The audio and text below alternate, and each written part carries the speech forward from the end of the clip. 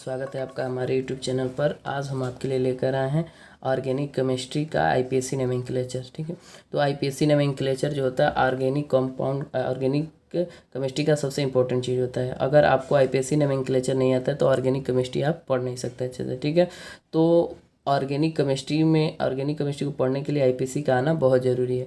और आज हम आपके लिए आईपीएससी बिल्कुल शुरू से लेकर आए हैं। ठीक है, तो आईपीएससी नोमेनक्लेचर के लिए आपको क्या करना है कि देखना है, पहले एकदम बेस से स्टार्ट किया जाएगा और उसमें पार्ट वाइज सारे वीडियो आपको बनाए जाएंगे, सब एक एक करके वीडियो आपको बनाया जाएगा। देखिए, तो हम पहले ऑर्गेनिक केमिस्ट्री किसे कहते हैं देख लीजिए। रसायन विज्ञान की जिस शाखा में धातुओं के कार्बोनेटों, बाइकार्बोनेटों, कार्बन मोनोऑक्साइड तथा कार्बन डाइऑक्साइड को छोड़कर कार्बन के अन्य यौगिकों का अध्ययन किया जाता है उसे कार्बनिक रसायन किया जाता है। यानी कहने का मतलब क्या है कि कुछ कार्बनिक यौगिक ऐसे होते हैं जिनको छोड़ दिया जाता है। जैसे आपका कार्बन मोनोऑक्साइड, कार्बन डाइऑक्साइड, जैसे यहाँ पे सोडियम कार्बोनेट हो गया, सोडियम बाई कार्बोनेट, यानी धात्विक कार्बोनेट हो गया, धात्विक बाई कार्बोनेट को छोड़कर, इन चीज़ों को छोड़कर इनके अंदर कार्बन होते हैं और इनका जो अध्ययन होता है अकार्बनिक रसायन के अंतर्गत किया जाता है। अर्थात कहने का मतलब यह है कि रसायन विज्ञान की वह शाखा जिसके अंदर कार्बन के सभी यौगिकों का अध्ययन किया जाता है कुछ यौगिकों को छोड़कर, जैसे carbon monoxide, carbon dioxide, sodium carbonate अर्थात धात्विक कार्बोनेट और धात्विक बाई कार्बोनेटों को छोड़कर। ठीक है, इन सब को छोड़ दिया जाए तो जितने भी ऑर्गेनिक कंपाउंड होते हैं, नहीं जितने भी कार्बनिक रसायन के यौगिक होते हैं उनका अध्ययन जो होता है ऑर्गेनिक केमिस्ट्री का अंतर्गत पढ़ा जाता है। जैसे आपका मेथेन हो गया, C2H5 OH हो गया, एथिल एल्कोहल। ठीक है, तो इन सब चीज़ों का हम आईपीएससी नोमेनक्लेचर आपको अभी सिखाएंगे, कैसे मेथेन, कैसे एथिल एल्कोहल, एथेनॉल कैसे बोला जाता है इसको। ठीक है, तो अब देखा जाए आईपीएससी नेमिंग, तो पहले हम आईपीएससी का फुल फॉर्म देखते हैं। यानी फुल फॉर्म क्या होता है आईपीएससी का, तो होता है आई का मतलब होता है इंटरनेशनल, यू का मतलब होता है union of pure and applied chemistry. ठीक है, तो आईपीएससी जो होता है, आईपीएससी इसलिए रखा है, आईपीएससी नोमेनक्लेचर इसलिए होता है क्योंकि हर देश में ये प्रणाली जो होती है सबके लिए क्या होती है, सीमित नहीं, एक कंपाउंड का नाम हर देश में क्या हो, समान हो, इसलिए आईपीएससी का यूज किया जाता है। मान लीजिए यहाँ से हम किसी और देश कंट्री में पढ़ने जाएंगे तो वहाँ पर अलग नाम होगा तो आपको पढ़ने में दिक्कत आएगा। इस चीज़ के लिए हम लोग क्या करते हैं, आईपीएससी नोमेनक्लेचर पढ़ाया जाता है। ठीक है, कि हर देश में एक कंपाउंड का एक ही नाम क्या कर दिया जाए, निर्धारित कर दिया जाए ताकि आपको आसानी हो। ठीक है, तो अब देखिएगा, पहले हम देखते हैं कि इनको कैसे डिवाइड किया गया, यानी कार्बनिक यौगिकों के अंदर कैसे इनको डिवाइड किया जाता है, यानी क्लासिफिकेशन ऑफ ऑर्गेनिक कंपाउंड देख लीजिए।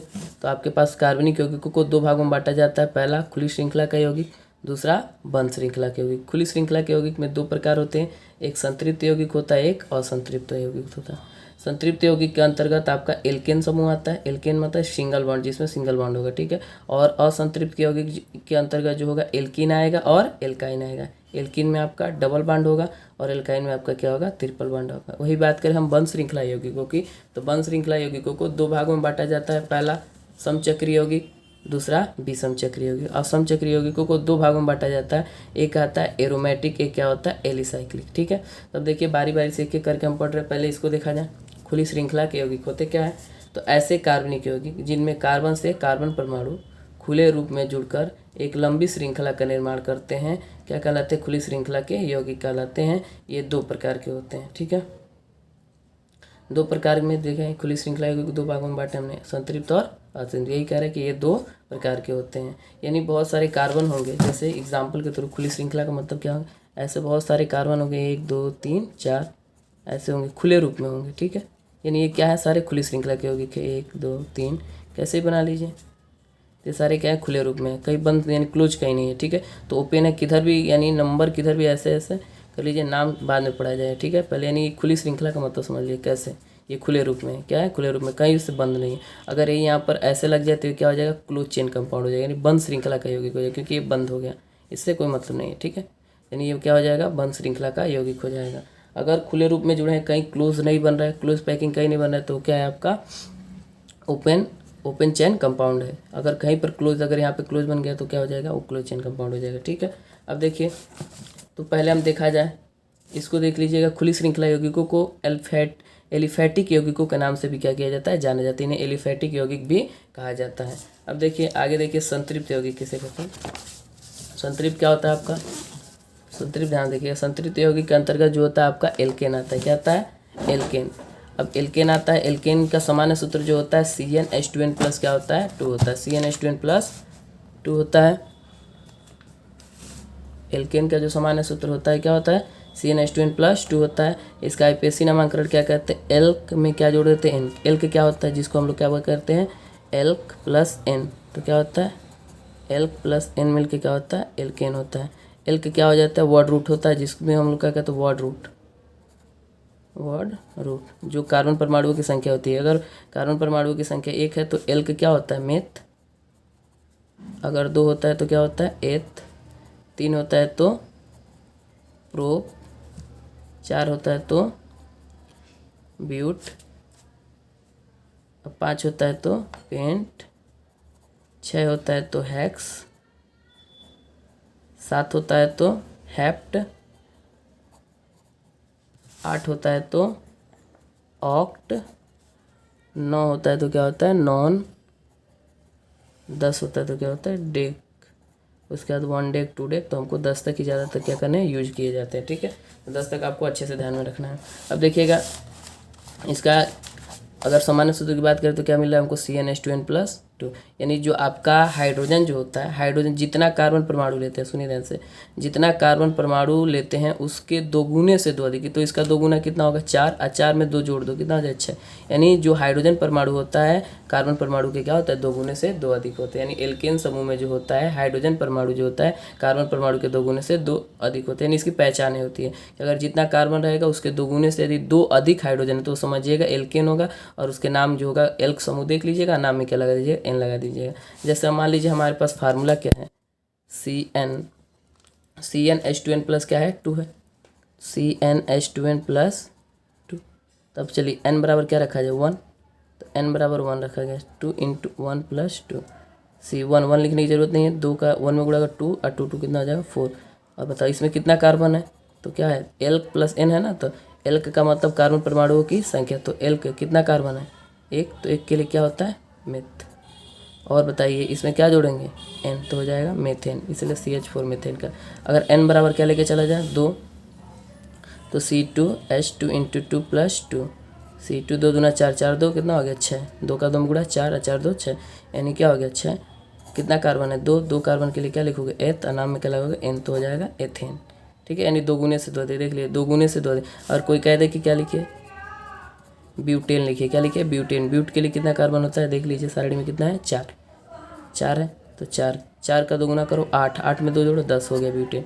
इसी तरह कोई कह रहा है पेंटेन क्या होगा, तो पेंट के लिए कितना कार्बन, 5, नाम लिखिए ना, पेंटेन। देखिए एन आ रहा है ना, तो एन आएगा तो रूल समझिएगा, CnH2n+2, जब नाम में लास्ट में एन जुड़ा हो तो समझ जाना कि जितना कार्बन है उसके 2 गुने से 2 अधिक हाइड्रोजन हमको करना है। ठीक है, तो 5, 5 का 2 गुना 10, 10 2 12, पेंटेन हो गया। ठीक है, रही बात इसकी स्ट्रक्चर की, तो देख लीजिए, मान लीजिए ब्यूटेन का स्ट्रक्चर बनाना है, ब्यूटेन का स्ट्रक्चर बनाना है, तो ब्यूटेन के लिए हमने क्या लिखा, C4H10, कितना कार्बन है, हाइड्रोजन को हम लोग नहीं बनाएंगे। ठीक है, कार्बन को बना लिया जाए, कितने कार्बन है, 4, 1 2 3 4, एन है मतलब सिंगल बाड हर जगह, कहीं पे डबल बाड का कोई चांस नहीं है।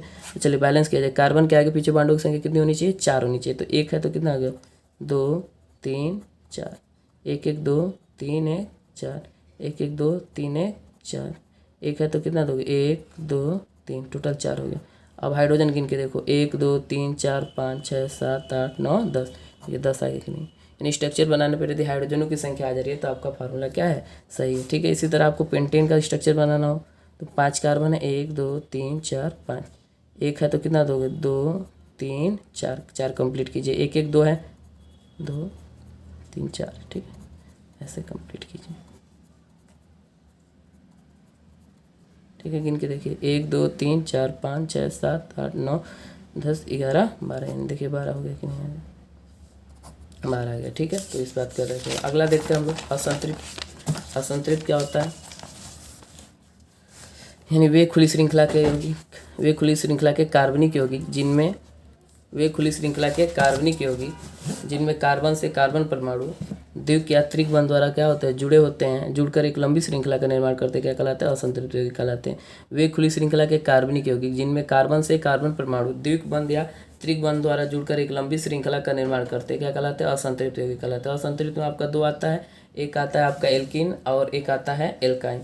तो एल्किन का जो सामान्य सूत्र होता है वो क्या होता है, CnH2n+2, CnH2n होता है, सॉरी, CnH2n होता है, ठीक है। और एल्क समूह में इसमें क्या जोड़ा जाता है, इन जोड़ा जाता है। एल्क समूह में क्या जोड़ा जाता है, इन। इसी तरह एल्काइन है तो एल्काइन का सामान्य सूत्र क्या होता है, CnH2n-2, यानी 2 गुने से 2 कम कर दीजिएगा, और इसके लास्ट में क्या लगता है, आयन लगता है, ठीक है। तो हमने पहले एल्किन देख लिया जाए, डबल बॉन्ड जब रहेगा तब कैसे किया जाएगा। तो एल्किन को ध्यान से देखिए, एल्किन का सामान्य सूत्र क्या होगा, CnH2n। देखिएगा CN के जगह पे 1 रखिए, 2N के जगह पे 1 रखिए। मान लीजिए N बराबर क्या लेके चले, 1। बताइएगा 1, 2 का 1 में गुणा करो क्या होगा, CH2 होगा। और मान लीजिए कार्बन 1 है, इधर हाइड्रोजन दे दिया जाए, इधर हाइड्रोजन दे दिया जाए। और मान लीजिए डबल बॉन्ड वाला, तो डबल इधर लगाओगे, डबल इधर लगाओगे, तो कार्बन की बैलेंसी तो 4 हो जाएगी, मगर हाइड्रोजन की बैलेंसी 1 से ज़्यादा नहीं होती है, तो ये तो हो नहीं सकता। अगर मान लीजिए हमने क्या किया, हाइड्रोजन को एक एक बैलेंस कर दिया, तो कार्बन की बैलेंस ही नहीं हो पा रही है। तो अर्थात जो होता है, एक कार्बन जब लेके चलता है, अर्थात एक कार्बन का मतलब मेथ, और नाम में जोड़ेंगे इन, तो मेथिन का निर्माण नहीं होता, यानी अनस्टेबल कंपाउंड होता है आपका मेथिन, ठीक है। अगर यही n बराबर क्या लेके चले, 2, n बराबर क्या लेके चलेंगे, 2, तो जब 2 लेके चलेंगे तो हम फार्मूले में रखेंगे CnH2n। तो n बराबर जब 2 रखेंगे तो C2H, n के जब पे 2 रखो तो 2 दूना कितना हो गया, 4, तो C2H4, यानी 2 गुने 2। अब कितना कार्बन है, 2 कार्बन है, तो 2 कार्बन, हाइड्रोजन को मत बनाओ, 2 कार्बन है।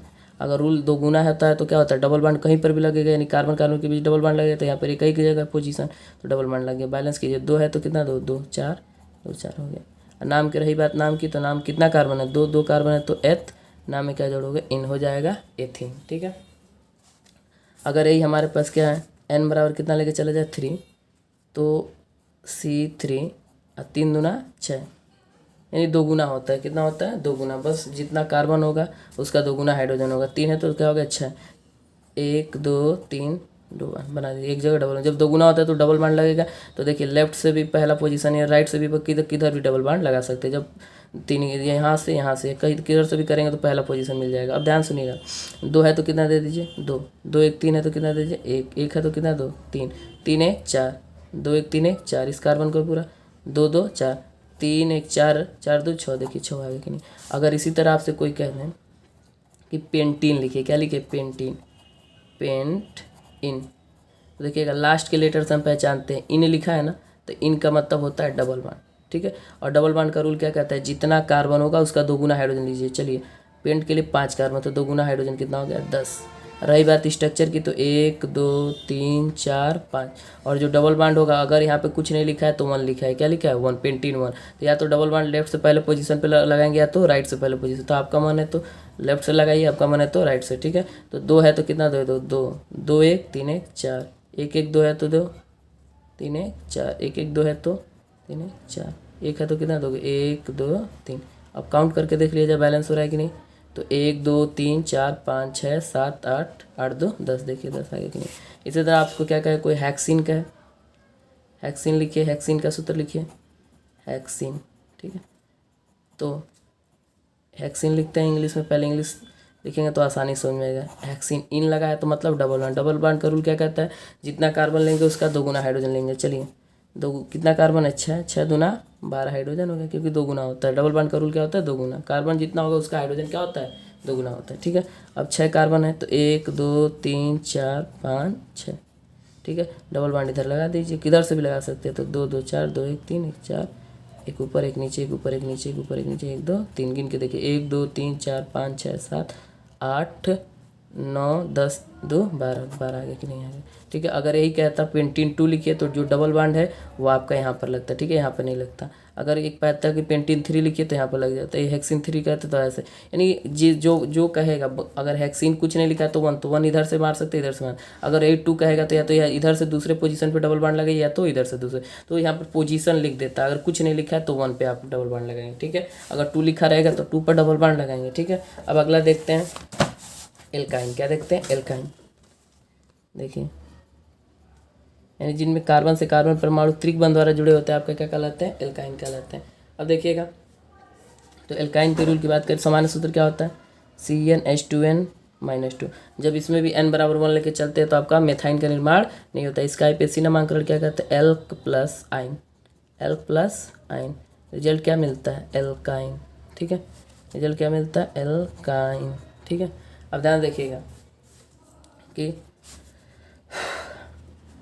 एन बराबर, इसी तरह एन बराबर 1 लेकर ना चले 2 लेकर चलें, क्योंकि एन बराबर 1 लेंगे तो आपका अनस्टेबल कंपाउंड बनेगा। तो एन बराबर क्या लेकर चले 2, तो C2H2 तो C2 2 दूना 4, 4 4 होगा, 4 में से 2 जाएगा 2 होगा, C2H2 2 कार्बन है 2 कार्बन। चलिए 2 गुने से 2 कम है तो ट्रिपल बॉन्ड लगेगा, ट्रिपल बॉन्ड लगेगा तो 3 1 4, 3 1 4 बैलेंस है। और कितना कार्बन है 2 कार्बन है तो एथ, एल को मतलब एथ, और क्या जोड़ेंगे आइन, तो क्या होगा एथाइन। ठीक है, इसको एथाइन के कम नाम से जाना जाता है, एसीटिलीन के नाम से, एसीटिलीन के नाम से ज़्यादा जाना जाता है। ठीक है, C2H2 एसीटिलीन। ठीक है, अब यहाँ देखिए एन बराबर क्या लेके चलेंगे 3, तो 3 लेके चले, तो 3 का जब 2 गुना करेंगे तो 3 दूना 6, 6 से 2 कम कर दीजिए, 3 दूना क्या हो गया 6, 6 से 2 माइनस कर दीजिए, कितना हो गया 4 4, और रखिए तो क्या किया जाए 1 2 3। ठीक है, अब क्या कहता है जब 2 गुने से 2 कम हो गया तो आपका ट्रिपल बॉन्ड लगेगा, तो या तो इधर ट्रिपल बॉन्ड लगे या तो इधर लगे, तो चलिए इधर लगाते हैं ट्रिपल, तो 3 1 4, 3 1 4, ये कार्बन बैलेंस है। ठीक है, एक है तो कितना दे दो 3, गिन के देखो 3 1 4 हाइड्रोजन आ जाए, देखो 1 2 3, 3 कार्बन हो गया, हाइड्रोजन गिनो 1 और 3 मिल के 4, देखो आए कि नहीं आया। स्ट्रक्चर बनाने पर, अगर स्ट्रक्चर बनाने पर सूत्र आ जाए तो आप बैलेंस करने पर अगर आ जा रहा है हाइड्रोजन तो समझिए सूत्र क्या है, सही है।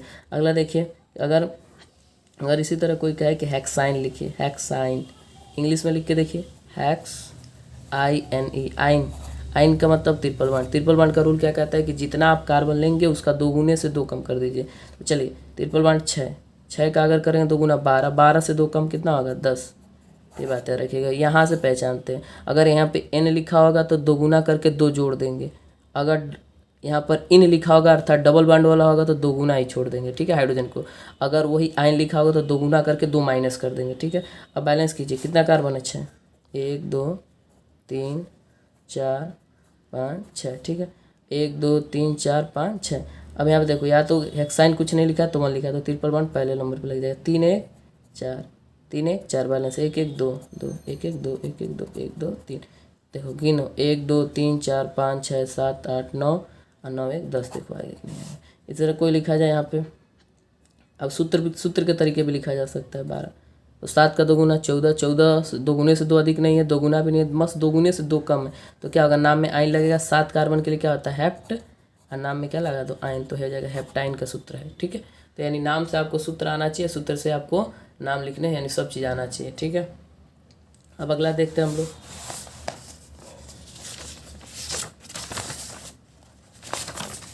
अगला हम लोग देखते हैं बंध श्रृंखला की होगी। बंध श्रृंखला यौगिक देखिए, बंध श्रृंखला यौगिक की बात करें तो बंध श्रृंखला में आपको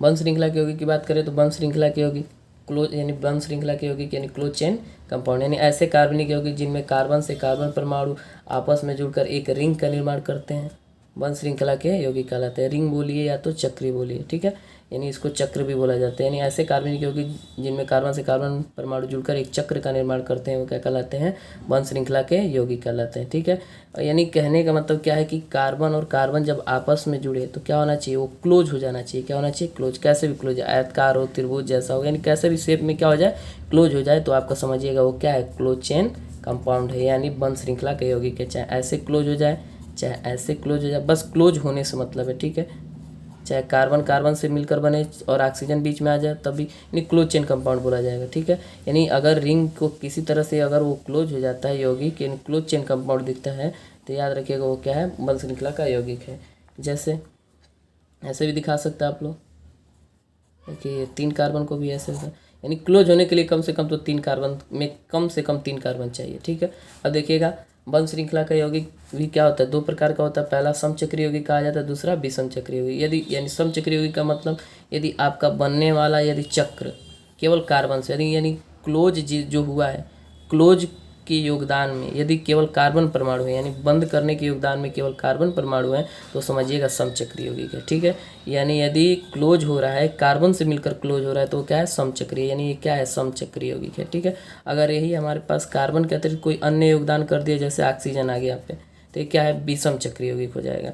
अगर बनने वाला रिंग, चाहे बनने वाला चक्र केवल कार्बन से, देखिए चारों कार्बन है, चारों बाहर, अगर बाहर कोई जुड़ा रहेगा तो बाहर से हमको कोई मतलब नहीं है, बस रिंग में रास्ते में ऐसे नहीं आना चाहिए, ऐसे नहीं आना चाहिए, यानी इस पॉइंट पे नहीं आने चाहिए। ठीक है, यानी कॉर्नर पर, त्रिभुज, यानी मेन पॉइंट पे, बाहर कुछ भी जो बाहर से कोई लेना देना हमको नहीं, बाहर जुड़ने से कोई फर्क पड़ने वाला नहीं है, आपका बाहर से कोई लेना देना हमको नहीं है। ठीक है, यदि बनने वाला, जैसे यहाँ पे देख लीजिए,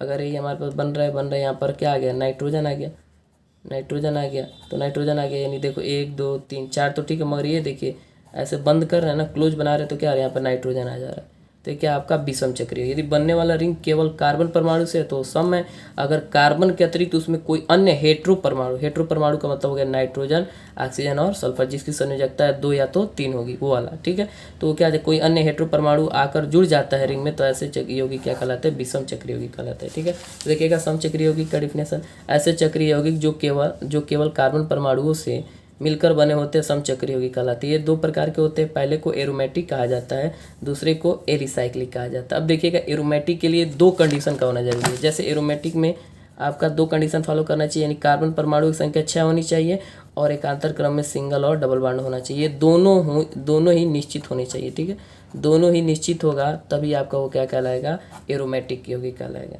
समझ रहे, यानी वे समचक्रीय यौगिक जिनमें कार्बन परमाणु की संख्या 6 होती है तथा एकांतर क्रम में सिंगल और डबल बॉन्ड होते हैं, वो क्या कहलाते हैं, आपके एरोमेटिक यौगिक कहलाते हैं। अब देखिए, एरोमेटिक यौगिक का मुख्य अवयव जो होता है, मुख्य यौगिक जो होता है बेंजीन होता है। बेंजीन को ऐसे बनाया जा सकता है, बेंजीन बहुत तरीके से बेंजीन को क्या किया जा सकता है, बनाया जा सकता है, ऐसे single double single double single double, यानी कैसे भी करके सारा बेंजीन, बाहर कुछ भी जुड़े उससे हमसे कोई मतलब नहीं, बस रास्ते वाली जो नेचर होनी चाहिए, रिंग ऐसे दिखना चाहिए, ऐसे दिखना चाहिए, बाहर कुछ भी जुड़े उससे कोई मतलब नहीं है। ठीक है, अब देखिए डिफिनेशन समझ लीजिए, वह समचक्रीय यौगिक जिनमें कार्बन परमाणु की संख्या 6 होती है तथा एकांतर क्रम में द्विकबंध, यानी एकल बंध तथा द्विकबंध होता है। ठीक है, द्विकबंध होती है, क्या कहलाती है, एरोमेटिक यौगिक कहलाती है। इसका मुख्य है वो क्या होता है, बेंजीन होता है। ठीक है, बेंजीन है, बेंजीन से ही सारा खेल है इसका, एरोमेटिक में बेंजीन ही है। ठीक है, एरोमेटिक की तरह से बेंजीन ही कंपाउंड है। ठीक है, अगर इसके बाहर, अगर इस रिंग के बाहर कोई जुड़े तो उससे कोई मतलब नहीं, बाहर से कोई इधर एथीन, इधर कुछ भी जुड़े, NO जुड़े, NO2 जुड़े, ठीक है, उससे कोई मतलब हमको नहीं है। बस इस रास्ते में ये इस पॉइंट पे, जैसे जितना जितने पॉइंट दिख रहे हैं ना, इस पॉइंट पे आपका नहीं आना चाहिए। ठीक है, पॉइंट के बाहर रहेगा उससे कोई मतलब नहीं है। अगला देखिए एलिसाइक्लिक। एलिसाइक्लिक क्या है, आपका समचक्रीय यौगिक है, मगर समचक्रीय यौगिक है, मगर इसकी कंडीशन ये है कि ये अगर कोई यौगिक समचक्रीय यौगिक का है, अगर एरोमेटिक नहीं है तो क्या होगा, एलिसाइक्लिक होगा। ठीक है, एलिसाइक्लिक की पहचान ये होती है कि वो केवल कार्बन परमाणु से मिलकर बना होता है, केवल कार्बन परमाणुओं से बना होता है, उसको 6 होना जरूरी नहीं है, उसमें कार्बन परमाणु की संख्या निश्चित होनी जरूरी नहीं है, 3 भी हो सकता है, 4 भी हो सकता है, 5 भी हो सकता है। अगर वो केवल एरोमेटिक नहीं, यदि समचक्रीय यौगिक है, अगर एरोमेटिक का गुण नहीं पाता है, यानी एरोमेटिक के जैसा नेचर शो नहीं करता, यानी ये दोनों गुण को नहीं रखता है, अब मगर बनने वाला रिंग केवल कार्बन परमाणु से हो, तो वह क्या है, आपका एलिसाइक्लिक है। जैसे यहाँ पर देख सकते हैं 1 2 3 4, अगर यहाँ पे देखो 1 2 3 4 5, देखिए 6, मान लो 6 कार्बन है, अगर 6 कार्बन है तो 6 कार्बन है, 1 2 3 4 5 6 कार्बन है, मगर एकांतर क्रम में सिंगल और डबल बॉन्ड नहीं है, तब भी ये क्या है, एलिसाइक्लिक। एरोमेटिक के लिए दोनों कंडीशन का होना क्या है, जरूरी है। अगर दोनों में से एक भी कंडीशन अगर अनफॉलो कर जाएगा तो क्या है, आपका एलिसाइक्लिक हो जाएगा। क्या हो जाएगा, एलिसाइक्लिक। यदि बनने वाला रिंग केवल कार्बन परमाणु से है तो क्या है, समचक्रीय यौगिक है, और समचक्रीय यौगिक में 2 प्रकार के होते हैं, आपका एरोमेटिक और एलिसाइक्लिक। एरोमेटिक के लिए एक निश्चित कंडीशन का होना जरूरी है, जैसे कार्बन परमाणुओं की संख्या 6 और एकांतर क्रम में सिंगल और डबल बॉन्ड। एलिसाइक्लिक के लिए बस बनने वाला रिंग क्या होना चाहिए, आपका समचक्रीय यौगिक होना चाहिए, और उसमें जो अगर ये आपका एरोमेटिक है, यानी कार्बन परमाणु की संख्या 6 नहीं है और एकांतर क्रम में क्या है, डबल सिंगल और डबल बॉन्ड नहीं है, तो समझिए क्या है, एलिसाइक्लिक है। अगर एरोमेटिक का गुण नहीं रखेगा तो क्या रखेगा, वो एलिसाइक्लिक है। और एलिसाइक्लिक का जब नाम लिखते हैं तो नाम से पहले क्या लगाते हैं, साइक्लो लगाते हैं। क्या लगाते हैं, साइक्लो लिखकर साइक्लोप्रोपेन, साइक्लोब्यूटेन, साइक्लोहेक्सेन, जो भी लिखना होता है। और मान लीजिए हमारे पास है, यहाँ पर लिख दिया जाए ऐसे 1 1, ठीक है, तो इसका नाम देखिए 1 2 3 समचक्रीय यौगिक क्लोज चेन कंपाउंड है। और क्लोज में क्या है, सम, क्योंकि बनने वाला रिंग केवल कार्बन से है, कार्बन से है तो क्या है, सम। सम में 2 होता है, एरोमेटिक और एसाइड। एरोमेटिक इसलिए नहीं है क्योंकि कार्बन परमाणु की संख्या 6 नहीं है। 6 नहीं है तो एकांतर क्रम में सिंगल और डबल देखने की जरूरत नहीं है, 6 नहीं है तो एक एलिसाइक्लिक। और एलिसाइक्लिक है तो नाम से पहले क्या लगा होगा, साइक्लो। 1 2 3 3 कार्बन के लिए क्या होगा, प्रोप। हर जगह सिंगल बॉन्ड है तो नाम में लगेगा एन, यानी साइक्लो। 3 कार्बन के लिए क्या लिखो, प्रोप। हर जगह सिंगल बॉन्ड है, कहीं डबल बॉन्ड नहीं है तो क्या लिखेंगे, नाम में एन लगाते हैं। सिंगल बॉन्ड के लिए नाम में एन लगाते हैं, साइक्लोप्रोपेन। इसी तरह यहाँ पर ऐसे रह जाए 2 2 2, ठीक। तो कितना हो गया, 1 2 3 4। 4 कार्बन के लिए क्या लिखोगे, ब्यूट। और नाम से पहले क्या लगा, साइक्लो, क्योंकि ये सम चक्रीय यौगिक और सम में आपका क्या है, एलिसाइक्लिक। नाम से पहले साइक्लो ब्यूटेन। इसका जो सामान्य सूत्र होता है वो CnH2n होता है। क्या होता है, CnH2n। ये बात है, रखिएगा। एल्केन का सामान्य सूत्र क्या होता है, वहाँ पर एल्केन है, यहाँ पर साइक्लो एल्केन है। देखिएगा, एल्केन का सूत्र अलग होता है, साइक्लो एल्केन का जर्नल फार्मूला क्या होता है, अलग होता है। साइक्लो एल्केन है ये, ठीक है। अगर यही एल्केन रहेगा तो एल्केन का क्या होगा, CnH2n+2 होगा, ठीक है। ये एल्केन का होगा। दोनों में थोड़ा अंतर है, देख लीजिए। यहाँ पर जो वहाँ पर डबल बॉन्ड का शो करता है ना, यहाँ पर वो किसके लिए शो करता है, आपका सिंगल बॉन्ड के लिए शो करता है, ठीक है। तो साइक्लो एल्केन और एल्केन दोनों में देख लीजिए अलग अलग है, ठीक है। यानी ये जर्नल फार्मूला साइक्लो एल्केन का 2 गुना। जैसे देख लो यहाँ पर 1 2 3 4, 4 कार्बन है, 2 2 4 2 6 2 8, 8 है कि नहीं, यानी 2 गुना है कि नहीं। यहाँ पर देखो 3 कार्बन है, 3 का 2 गुना 6, 2 2 4 2 6। देखो साइक्लो, नाम तो सिंगल बॉन्ड में ही रख रहे हैं ना, मगर देखिए 2 गुना हो रहा है यहाँ पे, और वही वहाँ पे रहता है तो क्या होता है, डबल बॉन्ड के लिए 2 गुना रूल होता है, ठीक है। अगला देखते हैं विषम चक्रीय यौगिक। अब देखा जाए विषम चक्रीय यौगिक क्या होता है, यानी यदि बनने वाला रिंग, अभी बताएं, यदि बनने वाले रिंग में कार्बन के अतिरिक्त कोई अन्य हेट्रो परमाणु हो। हेट्रो परमाणु में नाइट्रोजन हो सकता है, ऑक्सीजन हो सकता है और सल्फर हो सकता है। ये तीनों अगर रास्ते में आ जा रहे हैं, यदि कार्बन का रिंग अगर रिंग बन रहा है और रिंग के रास्ते में आ जा रहे हैं तो वो क्या है, अगर आ जा रहे हैं तो वो विषम चक्रीय यौगिक कहलाएगा, ठीक है। जैसे देख लीजिए, समझिए डिफरेंट हेट्रो एटम्स लिख दिए, नाइट्रोजन, ऑक्सीजन और सल्फर। ऐसे चक्रीय यौगिक जिनमें कार्बन के अतिरिक्त अन्य परमाणु रिंग में होते हैं, यानी कार्बन के अतिरिक्त रिंग में क्या होता है, अन्य कोई परमाणु रहेगा तो वो क्या कहलाएगा, विषम चक्रीय यौगिक। यानी ऐसे चक्रीय यौगिक जिनका रिंग कार्बन के अतिरिक्त अन्य हेट्रो परमाणु से मिलकर बना होता है। यानी कोई ऐसा रिंग होता है जिसके अंदर कार्बन ने योगदान किया है रिंग बनने में, और उसके अंदर जो है कि कोई अन्य हेट्रो परमाणु भी रिंग के लिए योगदान कर दिया, तो समझिएगा वो क्या है, आपका विषम चक्रीय यौगिक है, ठीक है। एग्जाम्पल के थ्रू देख लीजिए, 1 2 3, यहाँ पर देखिए, यहाँ पर आ गया आपका सल्फर डबल डबल। इसका नाम क्या है, थायोफिन है। क्या है, थायोफिन। आपको इसमें ज़्यादा नाम नहीं होता, आपको कुछ नाम याद कर। इसको ऐसे भी दर्शाया जा सकता है, ऐसे, ठीक है, थायोफिन। अगर अगला है हमारे पास इसी तरह ऐसे, अगर ये आ जाए नाइट्रोजन, ठीक है, यहाँ पे double single double single double, इसका नाम क्या है, पिरीडीन है। क्या है, पिरीडीन। देखिए रास्ते में क्या है, रास्ते में आ गया ना, तो ये क्या है, आपका विषम चक्रीय, और विषम चक्रीय का नाम क्या है, पिरीडीन है, ठीक है। तो अगले लेक्चर में हम लोग क्या करेंगे, एक एक करके पढ़ेंगे, एल्कोहल क्या है, ईथर क्या है, उसके बाद एस्टर क्या है, यानी ये सब करके आपको पढ़ाया जाएगा। उसके बाद सारा डिफिनेशन हो जाने के बाद मिक्सिंग क्वेश्चन कराया जाएगा, जब डबल बॉन्ड एक साथ हो, ट्रिपल बॉन्ड एक साथ हो, डबल ट्रिपल एक साथ हो, डबल हो, एल्कोहल समूह हो, यानी सब एक साथ हो, तब आईपीएससी नामांकन कैसे करते हैं, इसके लिए क्या करना, अलग अलग वीडियो बनाएंगे। और उसमें आपको पहले आप लोग क्या कीजिए, सबका एक एक बेसिक पढ़ लीजिए, एल्कोहल कैसा होता है, एल्कोहल का जर्नल फार्मूला क्या होता है, उसको पढ़ लिया जाएगा। फिर मिक्स करके पढ़ा जाएगा, प्रीफिक्स और सफिक्स करके, ठीक है। तो मिक्सिंग करके बाद में पढ़ा जाएगा, पहले हम जर्नल करके पढ़ेंगे सब। तो कल हम एल्कोहल, ईथर ऐसे करके पढ़ा देंगे।